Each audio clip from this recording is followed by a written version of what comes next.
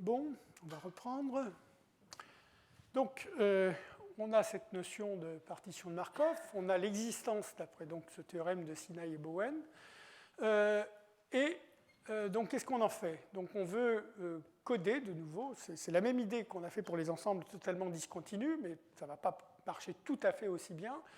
Hein. Donc, on a un ensemble basique et on se donne une partition de Markov, elle existe, hein, sur cet ensemble basique. Alors, je définis un sous-décalage de type fini de la façon suivante. Je regarde, donc il est intervenu en fait dans les propriétés qui définissaient la partition de Markov. Je regarde l'ensemble des paires alpha-bêta tel qu'il existe un point dans l'intérieur de R alpha dont l'image est dans l'intérieur de R bêta. Donc maintenant, qu'est-ce qu'on peut faire? Je vais effacer cette... Avec, une fois qu'on a ça, on peut commencer à construire des intersections. Hein. Donc quand j'ai une suite, alors finie pour commencer, donc alpha 0, alpha n, dont les transitions sont dans B, hein, et ben je peux prendre l'intersection des f-j de R alpha j. Qu'est-ce que je veux obtenir? Alors je refais le... Donc ici, je suis en train de dessiner R alpha 0. De nouveau, la direction, ici c'est la direction stable que je dessine verticalement, la direction instable horizontalement. Donc quand je vais regarder les intersections petit à petit, donc comme horizontalement ça dilate et que je veux rester dans les rectangles spécifiés dont le diamètre est petit, je vais obtenir une suite, donc peut-être la première intersection ressemblerait à ça, puis la seconde, donc ça serait pour m égale 1, ensuite pour m égale 2, on obtiendrait quelque chose d'un peu plus petit, etc., etc. Donc si je m'arrête à un cran fini, je vais obtenir quelque chose comme ça. Donc, alors qu'est-ce que je dis quand je dis quelque chose comme ça? C'est un truc c'est une partie du rectangle R, qui est fermé parce que je prends l'intersection de fermé, hein, et qui est par ailleurs saturé, hein, pour la relation d'équivalence stable, la relation que j'ai appelée, d'accord, parce que justement le stable dépend du passé et je suis en train de regarder le futur. Hein. Donc, alors si je vais jusqu'à l'infini, donc c'est une partie saturée, compacte, non vide bien sûr. Et donc ensuite, si je fais ça à l'infini, hein, donc je veux dire une suite, mais toujours indexée par les entiers positifs, hein, quand je vais passer à la limite, je vais obtenir à la fin une seule courbe, donc une certaine courbe, enfin c'est un point de ce que j'avais appelé RS, et c'est aussi, disons, une variété stable d'un certain point X étoile, R alpha 0.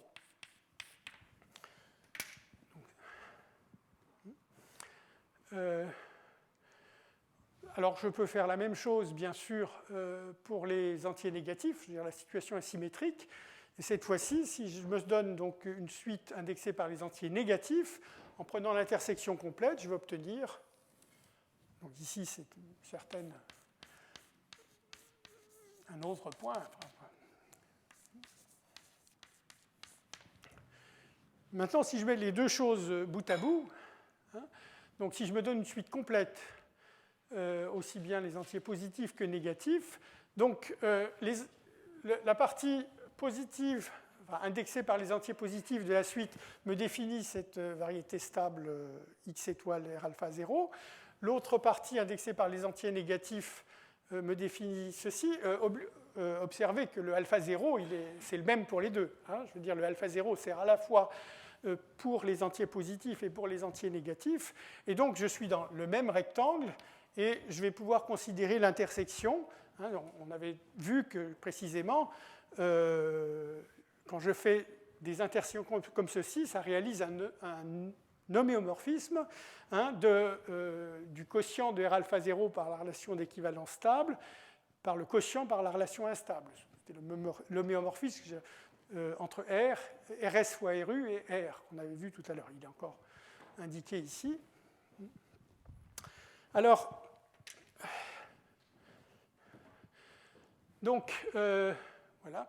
Donc maintenant, je peux définir une application, hein, donc, que j'appelle grand H, hein, qui a cette suite infinie, hein, associe, comme ici j'avais les intersections en temps positif, les intersections en temps négatif, hein, j'obtiens ici le point qui est l'intersection sur tous les entiers J maintenant. Donc c'est exactement le point qui a cet itinéraire-là. Voilà. Alors attention, vous observerez d'ailleurs que ici c'est défini dans l'autre sens. Quand j'avais considéré les ensembles basiques totalement discontinus, j'étais parti d'une partition et j'avais construit une application de K, de grand K, hein, vers un sous-décalage de type fini. Ici, c'est plutôt l'inverse. Hein, je pars d'une suite, d'un sous-décalage de type fini sigma B, d'une suite donc dans ce sous-décalage, j'associe un point de K. Hein, c'est la seule façon dont on peut le faire dans le cas général. Hein, et alors, quelles sont les propriétés de cette application, grand H? Donc, elle est définie sur sigma B à valeur dans l'ensemble K. Alors, premièrement, elle est continue. Bon, c'est facile à voir. Hein, ensuite, c'est de nouveau l'expansivité essentiellement. Hein, ensuite, elle est surjective. Alors, elle est surjective parce que si je me donne un point de K, hein, je peux certainement construire. Enfin, non, je vais peut-être terminer ça d'abord. La surjectivité va suivre assez facilement des propriétés que je vais écrire ensuite. Alors, elle conjugue ceci. Alors là, c'est clair de la définition, hein, puisque quand j'applique petit f d'un côté et que le sous-décalage de l'autre, je suis juste en train de translater les indices de 1, et donc j'ai cette propriété. Observez bien que je n'ai pas dit, bien sûr, qu'il est injectif. Si c'était injectif, hein, ça voudrait dire que H est un homéomorphisme entre ces deux ensembles, et donc K serait totalement discontinu. Ce que je n'ai évidemment pas supposé. Alors, les propriétés importantes, celles-là sont bien sûr importantes, mais je veux dire un tout petit peu plus sophistiquées, qui sont ici et qui sont nécessaires pour les applications. Donc, c'est d'une part le nombre, donc je n'ai pas dit que c'est injectif, et de fait, si je regarde le nombre d'images inverses, alors il est ce qui peut être le mieux après injectif, en quelque sorte.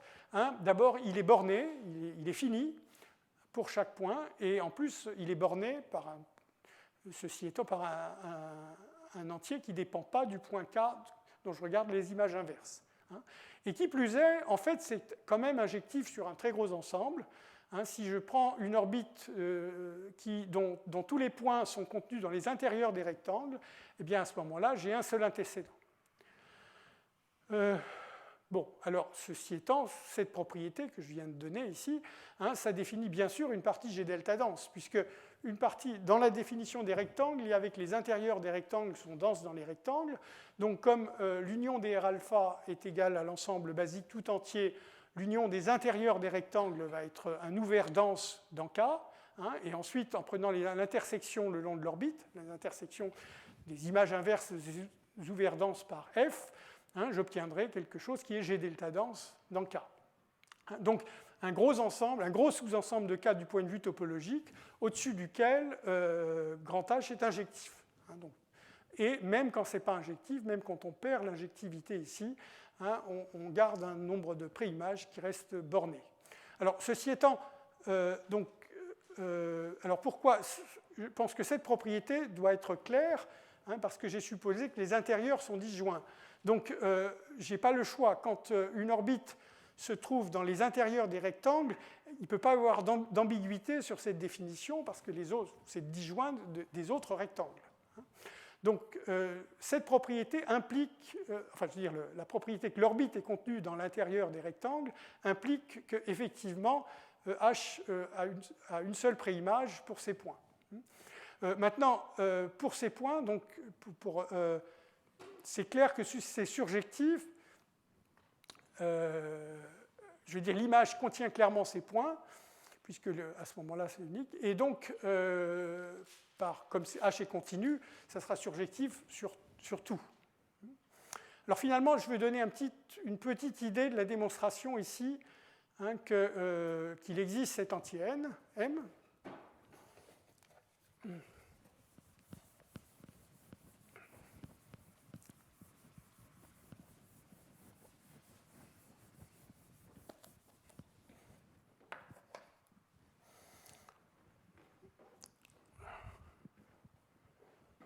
Alors, comment ça se passe?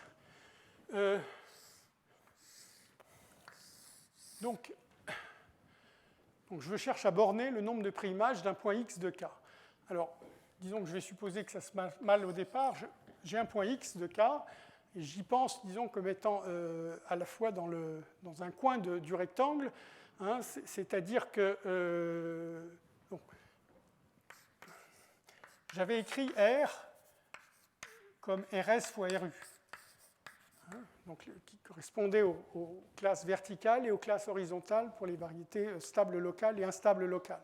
Donc l'intérieur de R, hein, quand je l'écris, ça va me permettre de définir en fait l'intérieur de RS et l'intérieur de RU. Alors, le dessin que j'ai fait, hein, c'est un dessin qui correspond au cas où X se trouve à la fois dans le bord de RS, c'est-à-dire dans RS mais pas dans l'intérieur de RS, et la deuxième composante se trouve dans le bord de RU, donc ici. Alors la première chose, c'est que donc je vais faire les choses en deux temps, donc je vais regarder d'abord l'orbite positive. Hein. Donc si je regarde l'orbite positive d'un point X, eh bien, elle va être la même pour tous les points de la variété stable. Donc pour tous les points de la variété stable, qui en l'occurrence ceci, on aura la même orbite positive. Ce que je cherche à montrer, hein, c'est que, donc à ce moment-là, je cherche à coder ceci par une suite alpha i qui est définie seulement pour les entiers positifs ou nuls. Hein, et je cherche à montrer qu'il n'y a qu'un nombre fini de possibilités pour cette suite alpha i. Hein, fini, non seulement fini, mais en plus borné par un entier indépendant du point x. Hein. Ensuite, je ferai ça pour les temps négatifs, et ensuite je croiserai les deux. Si c'est vrai pour les temps positifs et vrai pour les temps négatifs, ça sera aussi vrai pour l'ensemble des temps, puisque je dois combiner une suite positive et une suite négative. Si les deux, il n'y a qu'un nombre fini de possibilités, il n'y aura qu'un nombre fini, borné de possibilités, ça sera la même chose pour la concaténation des deux. Alors ici, donc, je m'intéresse seulement aux orbites positives, et donc je vais commencer par remplacer le point X par un point Y, qui, alors, comme ce point Y doit être sur la variété stable locale, hein, donc le même futur, hein, donc je vais dire je suis en train de coder le futur de cette variété stable locale. Et bon, les variétés stables locales sont égales, donc je peux remplacer X par Y. Ça veut dire que du point de vue de ce produit-là, le point X était dans le bord des deux. Comme je m'intéresse seulement au futur, j'ai maintenant mis le point Y dans l'intérieur, hein, de RU. Alors maintenant, je vais regarder la variété instable.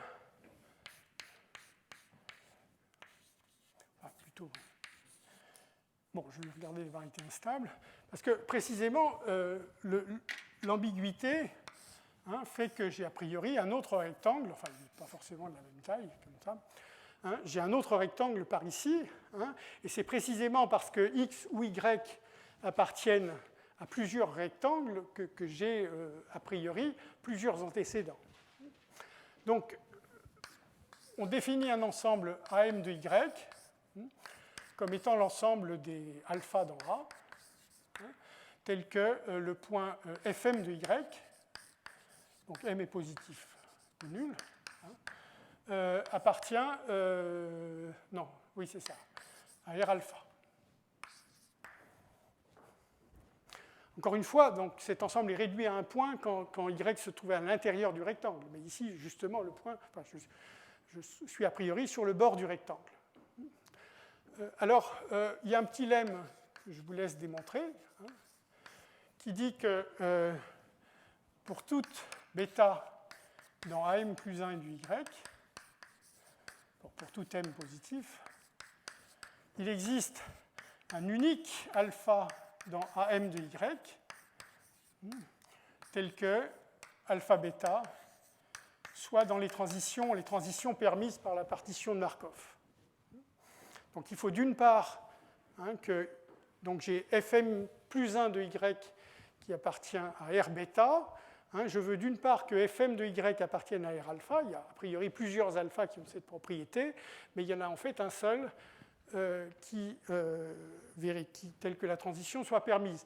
Alors ça suit, je ne veux pas revenir, c'est un peu loin en arrière, hein, mais ça suit d'une des propriétés de la partition de Markov, de celle qui est précisément écrite ici. Donc, ayant ce lemme, c'est plus ou moins clair, parce que ce qui va se passer donc, à partir de là, c'est que le cardinal de AM de Y, alors oui, c'est plutôt, allons un peu moins vite, hein. Donc ce lemme vous donne une application de AM plus 1 de Y dans AM de Y, hein, le alpha qui vérifie cette propriété. Donc cette application, je prétends, vous vérifierez, je ne le fais pas, qu'elle est surjective. Et donc ça vous dit que la cardinalité des ensembles AM de Y ne fait qu'augmenter.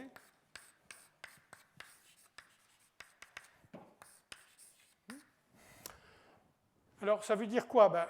Il y a certains endroits où on peut avoir effectivement un signe strict, mais sauf pour un nombre fini donc, de tels entiers M, on aura égalité, puisque c'est une suite qui augmente, mais qui est bornée bien sûr par le cardinal de l'alphabet. Et donc, qu'est-ce qui se passe? C'est que pour les temps où j'ai égalité, il ne peut pas y avoir ambiguïté dans la façon de prolonger. Lorsque j'ai égalité, ici j'ai quelque chose qui est en fait une bijection, et donc si je sais quel symbole alpha m j'ai mis au temps m, eh bien je serai forcé de mettre au temps suivant le symbole m plus 1 qui est donné par cette bijection.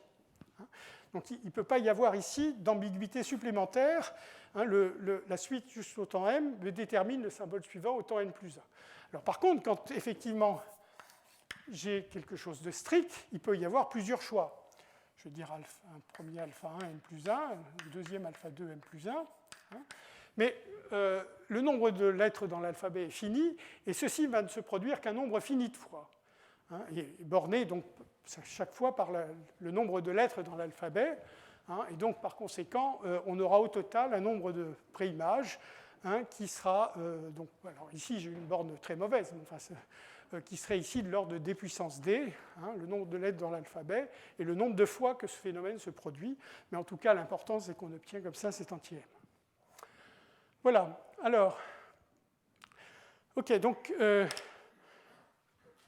au total, voilà ce que nous donne. Donc, c'est ce qui reste on avait une conjugaison dans le cas totalement discontinu à un sous-décalage de type fini. On obtient ici seulement une semi-conjugaison. Une semi-conjugaison, mais qui est quand même assez largement injective, c'est ce que nous dit ici, et même aux endroits où ce n'est pas injectif, c'est quand même non injectif de façon assez contrôlée. Alors, à quoi peut servir ce genre de choses? Donc, j'introduis, c'est une transition en quelque sorte vers une partie de la théorie qui s'appelle le formalisme thermodynamique. J'introduis une fonction, donc Artin et Mazur sont des théoriciens des nombres, et donc ils l'ont appelée fonction de zeta, par analogie en quelque sorte avec la fonction de zeta de Riemann, certaine analogie formelle, mais enfin qui ne va pas beaucoup plus loin que ça. Donc on se donne une application continue d'un espace métrique dans lui-même. On suppose que pour chaque entier m, fm a un nombre fini de points fixes. Donc, comment on définit cette fonction de zeta? Alors, en général, si je prends f quelconque, enfin, dans ce cadre très général, j'ai a priori même pas besoin de supposer f continu, mais enfin, je veux dire, c'est pas tellement de raison de la considérer dans d'autres cadres. Eh bien, c'est cette série formelle. Donc, je prends cette série formelle ici, nombre de points fixes de fm, donc j'ai supposé qu'il était fini. Je multiplie par zm sur m, donc c'est une série formelle en z, et puis je prends l'exponentielle au sens des séries formelles, puisque la série ici démarre à m égale 1, il n'y a pas de terme constant.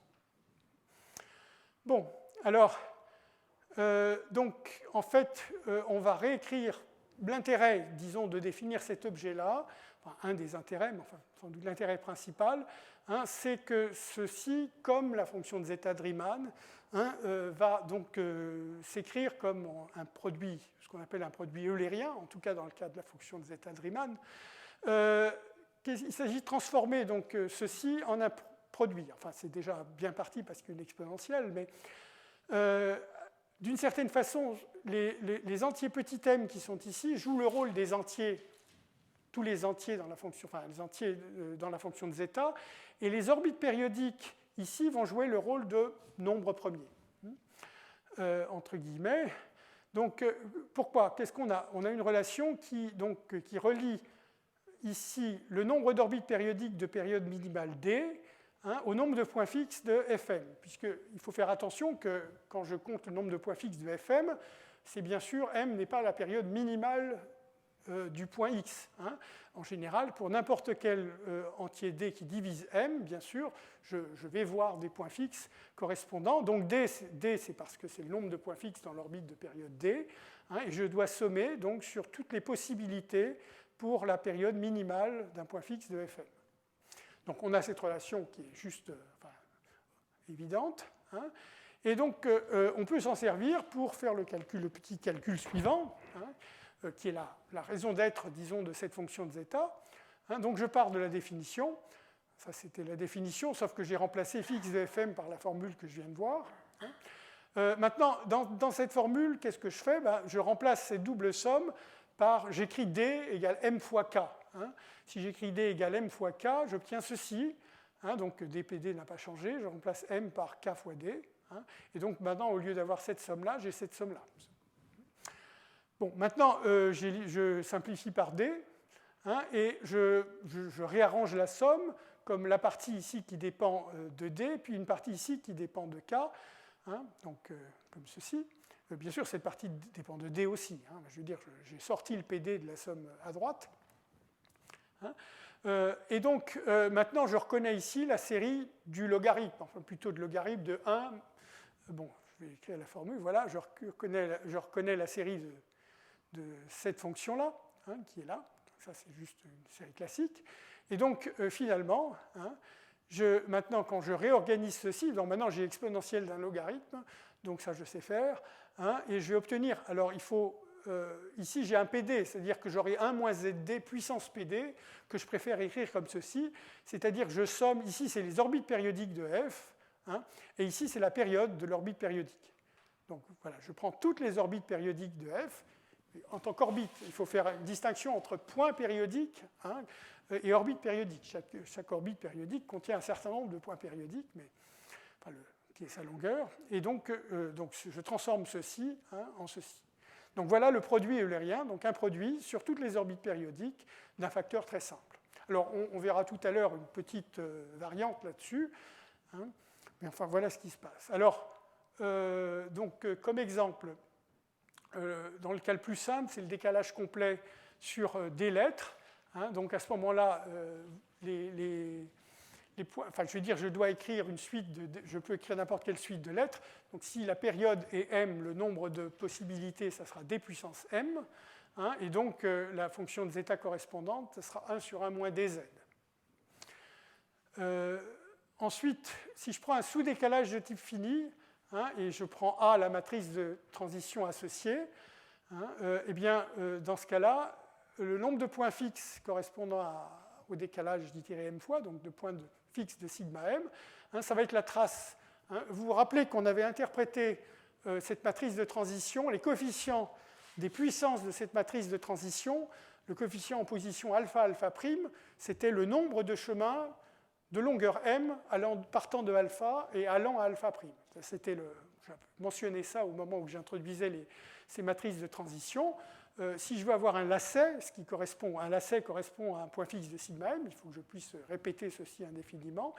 Un lacet, ça peut être, je regarde où je suis à l'instant 0, et ensuite, donc, je regarde donc ça va être la somme sur les alpha des coefficients en position alpha alpha dans A puissance m, donc définition de la trace. Alors, à ce moment-là, je mentionne simplement que c'est une relation, ça n'a rien de spécial aux matrices de transition.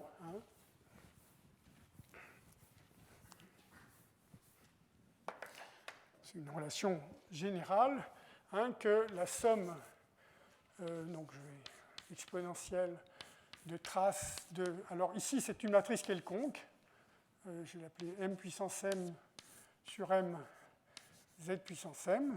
j'espère que je n'ai pas oublié de terme, oui. Ceci, de façon générale, c'est égal à, donc je regarde déterminant de 1 moins Zm. Ici, M est une matrice quelconque, mais de taille finie, puissance moins 1. Donc c'est juste écrire que trace de M puissance M, c'est la somme des valeurs propres comptées avec multiplicité de grand M à la puissance M. Donc vous écrivez trace, je ne vais pas tout écrire, c'est somme sur les valeurs propres de grand M, complexe ou réel, de lambda I puissance M. Donc quand vous introduisez ceci, vous voyez que vous reconnaissez de nouveau donc, ici le logarithme de 1 sur 1 moins lambda IZ. Vous allez sommer sur I, donc obtenir le produit. Et cette fois-ci, vous aurez récupéré ceci, puisque le déterminant est le produit des valeurs propres. Voilà, donc vous obtenez cette formule, une fonction de zeta. Alors, ce n'est pas un hasard, on va voir dans un instant le théorème, ce n'est pas un hasard que, comme ici, vous obtenez une fraction rationnelle de z. Alors, une formule un peu plus compliquée que je n'ai pas écrite, que j'ai laissée en exercice. Si vous prenez maintenant un difféomorphisme d'Anosov. Un difféomorphisme d'Anosov, alors je l'ai pris linéaire, mais donc, par contre, je le prends sur TD, j'insiste, mais je l'ai pris linéaire, simplement pour que ce soit plus facile à énoncer, mais on avait le théorème de Franks qui vous dit que tout difféomorphisme d'Anosov sur TD est topologiquement conjugué à un difféomorphisme d'Anosov linéaire. Or, comme la fonction de zeta ne dépend que du nombre de points fixes, qui est bien sûr préservé par conjugaison topologique, donc ce que j'écris sera aussi vrai pour un difféomorphisme non linéaire, en appelant A le difféomorphisme linéaire auquel F est homotope. Donc, première chose, c'est vérifier comment on peut compter le nombre de points fixes de A puissance M. C'est juste algébrique. C'est regarder, on écrit l'équation AMX égale X étant définie dans TD. Et donc, de nouveau, il s'agit de A puissance M moins 1, quand on fait passer X de l'autre côté. C'est un revêtement, alors A est hyperbolique, donc cette matrice-là va être inversible. Et donc, c'est un revêtement de TD par lui-même, dont le degré est donné par ceci. Et donc, ça va donner le nombre de points fixes. Donc ça, c'est d'accord. Ensuite, il y a un petit calcul à faire que je n'ai pas fait, enfin que je n'ai pas fait sur les slides, qui n'est pas très difficile à faire, qui est à partir de cette formule-là, réintroduire dans les formules qu'on a vues auparavant, réintroduire ceci et calculer automatiquement, vérifier que zeta est une fonction rationnelle, en fait, mais qui s'exprime en fonction des valeurs propres de A, complexe ou réel. Voilà, donc calcul que je vous laisse faire. Alors, ceci fait partie d'un cadre plus général. J'ai juste donné quelques exemples qui sont simples à calculer. Mais donc, il y a un théorème plus général qui dit qu'en fait, c'est toujours le cas. Donc, alors, j'ai mis un certain nombre de noms parce qu'il y a eu plusieurs cas particuliers, etc. Donc, il y a donc, un théorème qui a été démontré fin des années 60, qui dit que pour tout ensemble basique, en fait, la fonction de zeta est toujours une fraction rationnelle de z. Alors, donc je donne d'abord, j'ai une petite indication de preuve, et ensuite je ferai au tableau, pas vraiment un cas particulier, quelque chose de plus simple, mais qui suggère qu'est-ce qu'il faut faire. Je me place dans une situation beaucoup plus simple que le cas général pour que l'idée soit claire. Mais voilà d'abord quel est le principe général. Donc on va se servir d'une partition de Markov de K. Et donc j'ai cette semi-conjugaison d'un certain sous-chiffre de type fini sur K. Alors il y a un certain, donc je veux compter les orbites périodiques, c'est bien ça le point. Je veux calculer la fonction de zeta, et calculer la fonction de zeta, c'est compter pour chaque entier m, combien f puissance m a de points fixes. Donc, alors j'ai d'abord une certaine sorte de points fixes, c'est ceux dont l'orbite périodique est complètement contenue dans l'intérieur des rectangles. Puisque à ce niveau, alors bon, j'aurais peut-être dû dire avant, quand c'est toujours le cas, quand h est injective, c'est-à-dire quand k est totalement discontinu, à ce moment-là, on a une conjugaison, et donc je transporte tout, et je viens de faire le cas particulier des sous-décalages de type fini comme exemple. On sait que c'est une fraction rationnelle. Donc ce cas-là, je veux dire, est déjà fait en quelque sorte. Donc le problème est le cas général, et donc on a une première catégorie de points fixes qui sont ceux qui sont dans les intérieurs des rectangles, R-alpha, dont toute l'orbite est contenue dans l'intérieur des rectangles R-alpha. Alors pour cela, de nouveau, on sait les compter facilement puisque H était injectif sur cet ensemble-là, donc il y en a exactement le même nombre de ce type-là et ici. Donc je commence par compter cela. Le problème, c'est que, je compte les points fixes donc, de sigma m. Donc ça veut dire que là, j'ai pris en compte ce type de points fixes, mais le calcul n'est pas encore correct, parce que j'ai compté, on va voir, je vais faire un exemple tout de suite, j'ai compté plusieurs fois, comme ceci, les points fixes qui se trouveraient sur le bord des rectangles. Donc, il y a une certaine ambiguïté sur les bords, mais là, c'est là qu'il faut un peu travailler, enfin, pas mal travailler dans le cas général et un peu même dans les cas particuliers, c'est que c'est une ambiguïté qui est de nouveau codée par des sous-décalages de type fini, et donc, en quelque sorte, la fonction de zeta sur k va apparaître comme un produit ou un quotient, enfin, je veux dire, de fonctions de zeta sur des sous-décalages de type fini.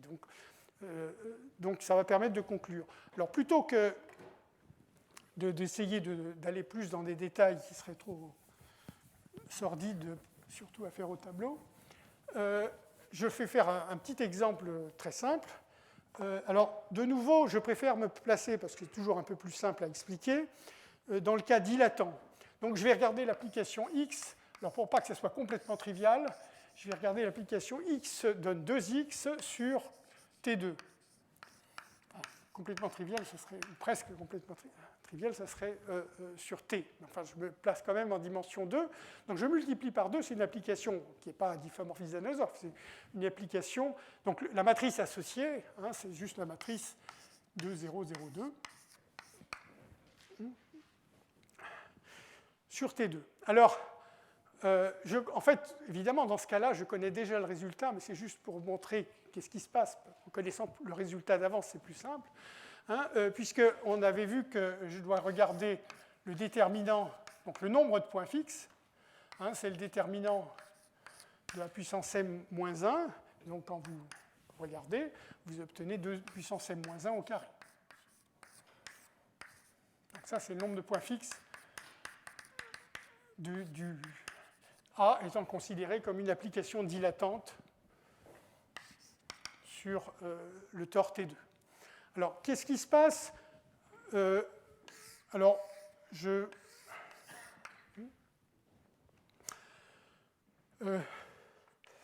vais prendre une partition de Markov, je vais la prendre. Alors, on pourrait essayer de couper en deux simplement chaque direction. Il y a des petits problèmes parce que c'est plus vraiment injectif sur chacun des rectangles, parce que l'image par 2x d'un demi-cercle, ça fait le cercle complet, donc il y a des petits problèmes. Donc pour que ça soit vraiment une partition de Markov, je vais le couper en 4. Donc voilà mon tor T2, et coupé en 16 rectangles, 4 dans chaque direction. Donc 16 rectangles comme ceci. Et donc j'utilise cette partition de Markov. Alors, ces 16 rectangles, vous voyez que l'image de n'importe quel rectangle, celui-là par exemple, c'est l'union de 4 rectangles. Donc l'image de ce rectangle-là, c'est ceci, en multipliant par 2, et donc c'est ces 4 rectangles-là. Et ainsi de suite. Alors, je vous laisse, de toute façon, voilà, il faut écrire la matrice de transition, mais je vous laisse vérifier que le nombre de points fixes de sigma m restreint au sous-décalage associé à ceci. Donc, vous voyez que c'est un sous-décalage particulièrement facile à comprendre, parce que le graphe correspondant, c'est un graphe où de chaque sommet, et sur chaque arête d'ailleurs aussi, et à chaque sommet, il y a 4 arêtes qui en sortent et 4 arêtes qui aboutissent. Et donc, on obtient de façon peu surprenante que ici, 4 puissance m. Donc, c'est le terme dominant. Vous voyez, c'est le terme dominant dans cette expression, mais ce n'est pas égal. Donc, j'ai envie de dire, on a obtenu pour le moment, de façon peu surprenante, trop de points fixes. ceci est plus petit que ceci, mais par un terme d'ordre supérieur, en fait, quelque sorte.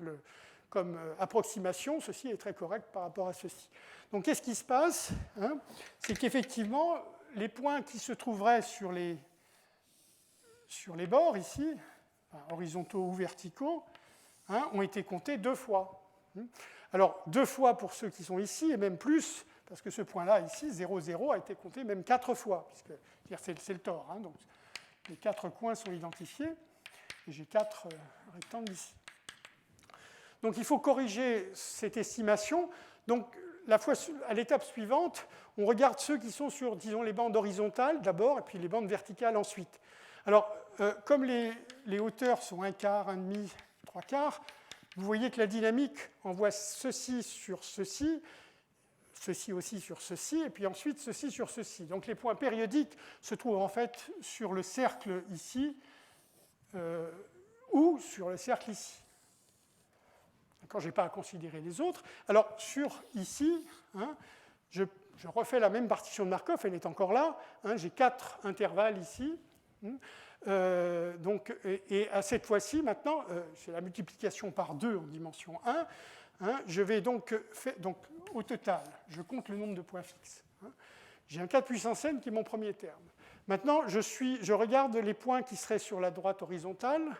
Hein, ces points-là ont été comptés 2 fois. Donc, il faut que je retranche 2 puissance m.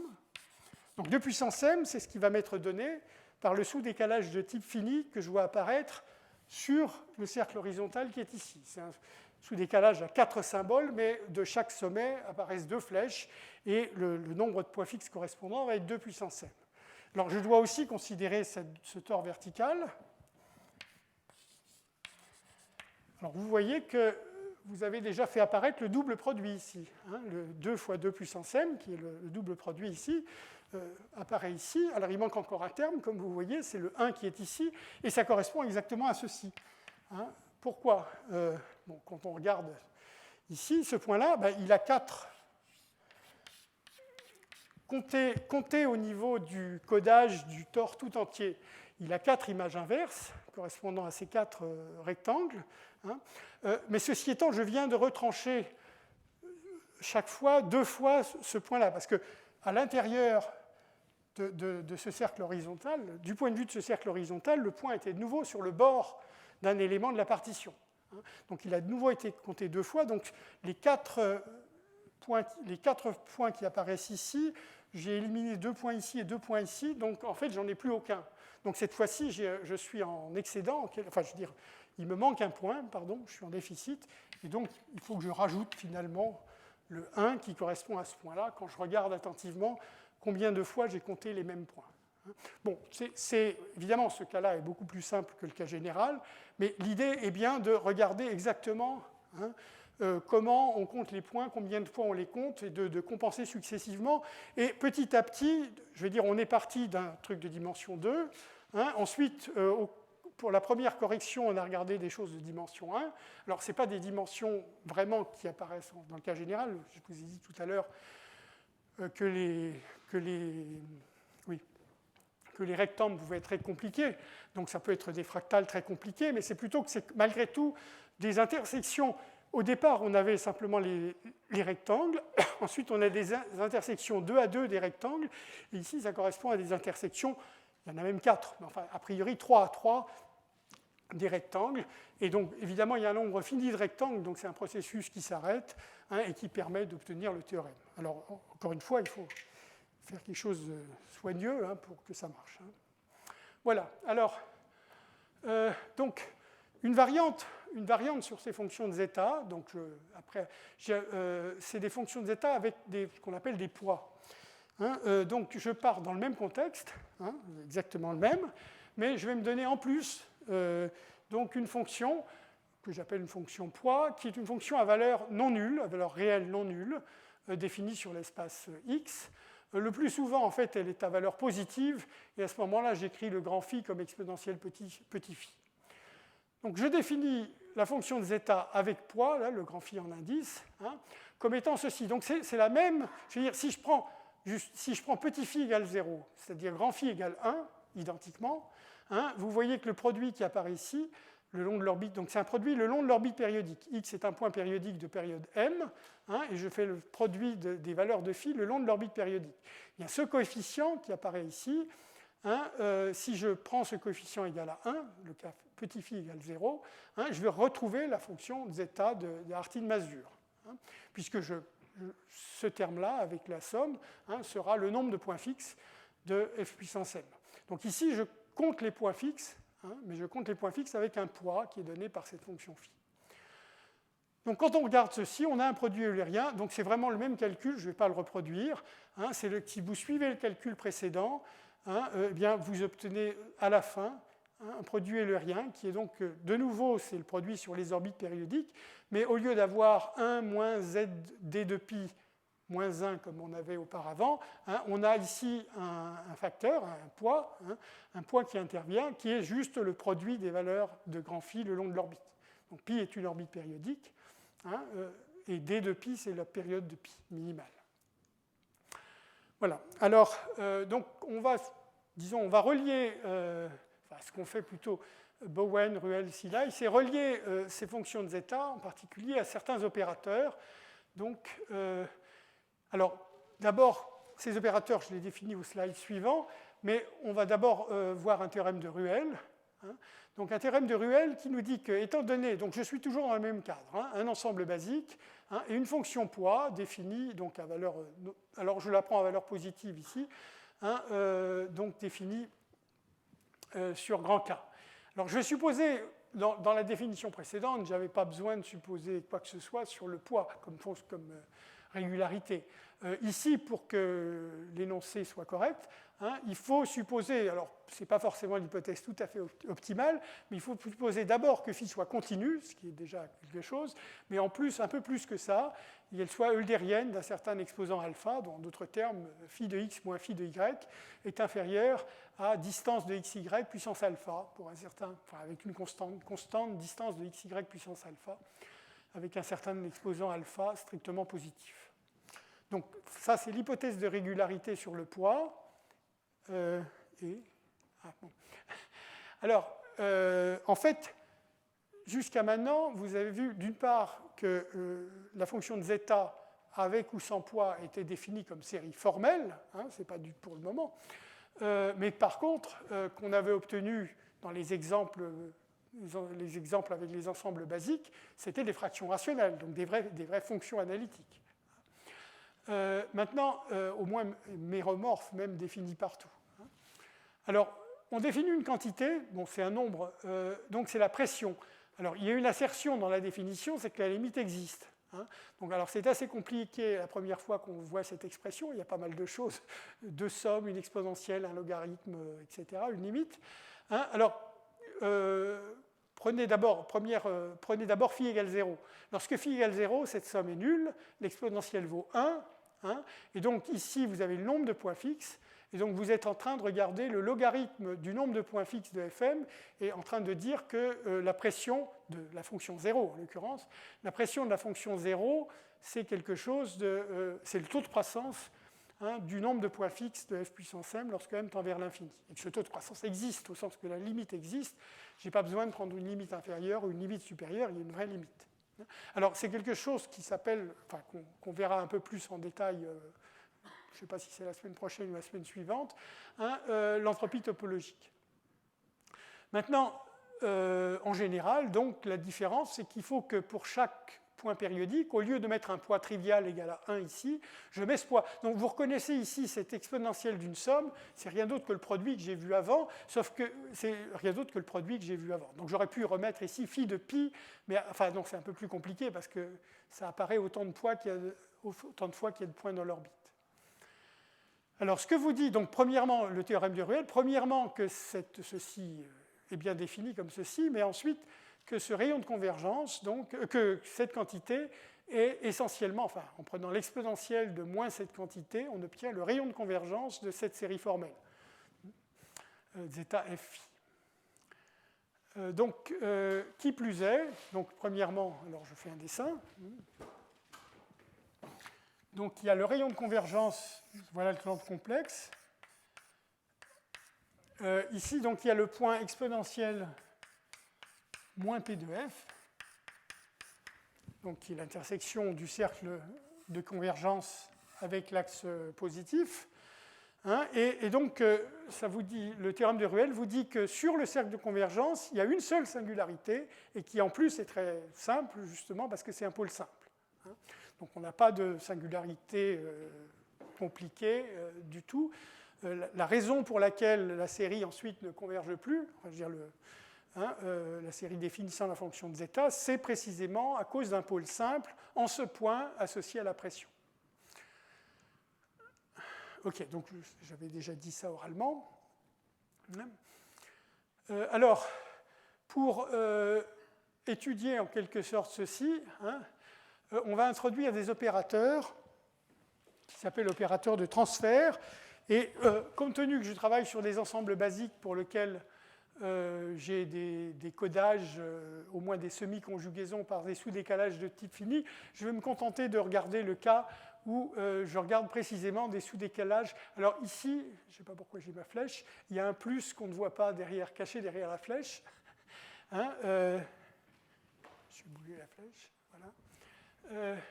Donc c'est un sous-décalage unilatéral, topologiquement.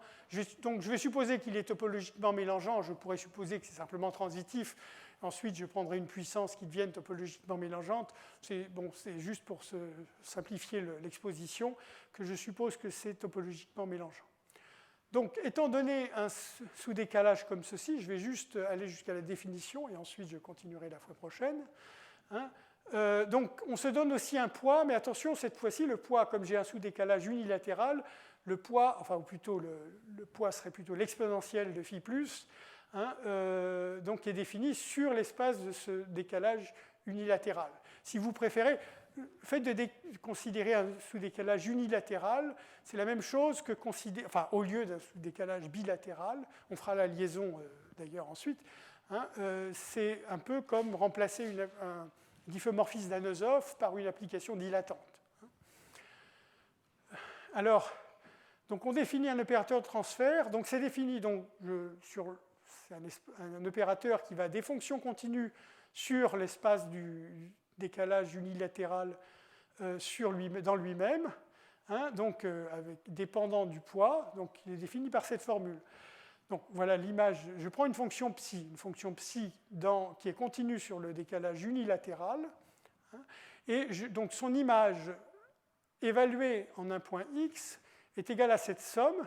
Donc encore une fois, je suis dans un cadre justement où sigma étant un décalage unilatéral et en général pas injectif. Hein, et pas injectif. Donc ici, cette somme, si j'avais le décalage bilatéral, j'aurais évidemment un seul point y, tel que sigma de y égale x. Sigma serait inversible. Mais ici, dans ce cadre-là, si vous pensez par exemple que j'ai le décalage unilatéral sur des symboles, j'aurai des préimages. Hein, donc ça serait une somme finie, bien sûr, mais une somme avec des éléments. Et donc je fais la somme, donc je prends de nouveau les valeurs de psi en y, hein, le psi étant la fonction dont je suis parti, hein, et j'affecte un poids qui est de nouveau...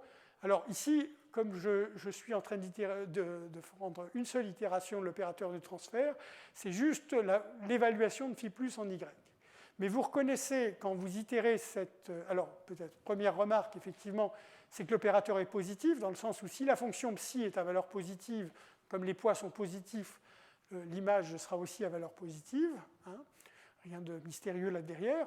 Et c'est une formule, en quelque sorte, qui s'itère bien. C'est-à-dire que si vous itérez l'opérateur de transfert m fois, hein, appliqué à une fonction psi, eh bien, vous retrouvez une formule analogue. La différence étant qu'au lieu du poids exponentiel phi plus de y ici, vous devez prendre l'exponentielle de la somme de Birkhoff entre les temps 0 et m, enfin, je veux dire, avec m termes, hein, le long de l'orbite du point y qui est la préimage par sigma puissance m. Hein. Donc, quitte à remplacer la fonction phi plus par cette fonction, somme de Birkhoff d'ordre m, ici, hein, vous retrouvez la même formule, en quelque sorte, en remplaçant sigma par sigma m.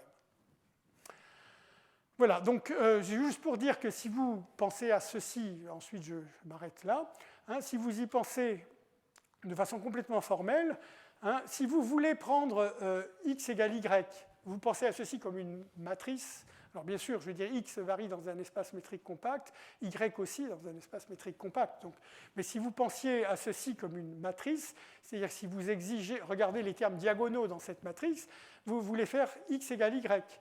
Et donc, ça vous force d'avoir ici sigma m de X égale X. Vous retrouvez les points fixes de sigma m qu'on a vus il n'y a pas longtemps, qui intervenaient dans la définition de la fonction de zeta. Et donc, quand vous faites la somme, mais cette fois-ci, alors, la trace, ce qui serait la trace, donc encore une fois, c'est formellement, ce qui serait la trace, ça serait la somme des termes diagonaux. Dans les termes diagonaux, on a dit que c'était ces termes-là lorsque sigma m de x égale x, et donc vous obtiendrez formellement cette trace. Et donc là, on se rapproche de ce qu'on a vu tout à l'heure avec la fonction de zeta. Alors, dans les cas que j'ai considérés de la fonction de zeta, l'opérateur, c'était juste, enfin, en quelque sorte, qui intervenait dans cette histoire, c'était juste une matrice d'ordre fini. D'une certaine façon, là, ici, on est passé en dimension infinie, et bien sûr, ça ne peut pas être vrai sans faire un peu d'effort ici. Voilà, donc je pense que c'est le bon moment pour m'arrêter. Donc, on va étudier un petit peu, je donnerai les propriétés principales de ces opérateurs de transfert la prochaine fois. Merci.